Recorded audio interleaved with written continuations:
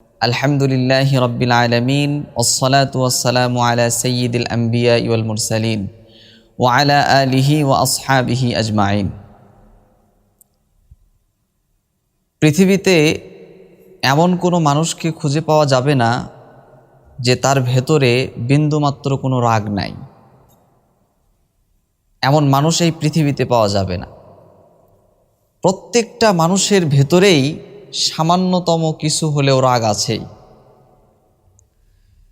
তবে রাগের সময় আমরা যদি আমাদের রাগটাকে নিয়ন্ত্রণ করতে পারি, বা যে তার রাগের সময় রাগটাকে নিয়ন্ত্রণ করতে পারে, সে আসলে প্রকৃত মনুষ্যত্বের পরিচয় দেয়। আর একটা কথাই আছে যে আপনি রেগে গেলেন তো হেরে গেলেন। সুতরাং এই রাগ উঠলে আমাদের রাগকে নিয়ন্ত্রণ করতে হবে। তো রাগকে নিয়ন্ত্রণ করার কয়েকটা ফর্মুলা রয়েছে বিশ্বনবীর হাদিস থেকে আমরা যেটা পেয়েছি। তো সেই ফর্মুলাগুলো বর্ণনা করব বা আলোচনা করব। 1 নাম্বার হচ্ছে, আমাদের যখন রাগ উঠবে তখন আমরা এই দোয়াটা বেশি বেশি পড়ব যে আউযু বিল্লাহি মিনাশ শাইতানির রাজিম। এই দোয়াটা আমরা বেশি বেশি পড়ব, 1 নাম্বার। 2 নাম্বার হচ্ছে, যখন আমাদের রাগ উঠবে তখন আমরা চুপ থাকব। এটা অত্যন্ত গুরুত্বপূর্ণ। এটা আল্লাহর নবীও বলেছেন, হাদিসের ভেতরে এসেছে, এবং বিজ্ঞান যারা আছে, বিজ্ঞানীরা তারা রিসার্চ করেছে যে মানুষের রাগ যখন আসে তখন ভেতরে যে একটা অস্থিরতা কাজ করে, এই জিনিসটা 3 থেকে 5 সেকেন্ড পর্যন্ত থাকে। সুতরাং কারো যখন রাগ উঠে যায় 3 থেকে 5 সেকেন্ডের ভেতরে তার রাগকে যদি সে প্রকাশ করে, তাহলে তার রাগটা আরও দ্বিগুণ বৃদ্ধি পেয়ে যায়, আরও বেড়ে যায়। কিন্তু এই 3 থেকে 5 সেকেন্ডের ভেতরে সে যদি চুপ থাকে তাহলে তার রাগটা বেড়ে যায় না, বরং কমে যায়। এজন্য চুপ থাকাটা অত্যন্ত গুরুত্বপূর্ণ একটি বিষয়। এজন্য আমরা চুপ থাকব। 3 নাম্বার বিষয় হচ্ছে, যেই হালাতে বা যেই অবস্থায় আমাদের রাগ উঠবে, ধরেন কারো রাগ উঠেছে দাঁড়ানো অবস্থায়, তো দাঁড়ানো অবস্থায় যদি আমরা রেগে যাই আমরা সঙ্গে সঙ্গে বসে পড়ব। বসা অবস্থায় যদি আমরা রেগে যাই তাহলে আমরা সেখানে শুয়ে পড়ব। 3 নাম্বার ফর্মুলা এটা। অর্থাৎ যে যে অবস্থায় রেগে যাবে সে ওই অবস্থাকে পরিবর্তন করবে।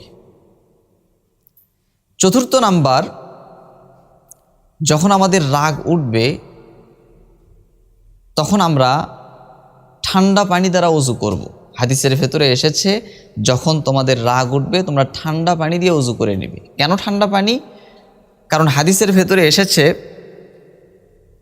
ইন্নাল গযাবা মিনাশ শাইতান, যে রাগ এটা শয়তান থেকে আসে।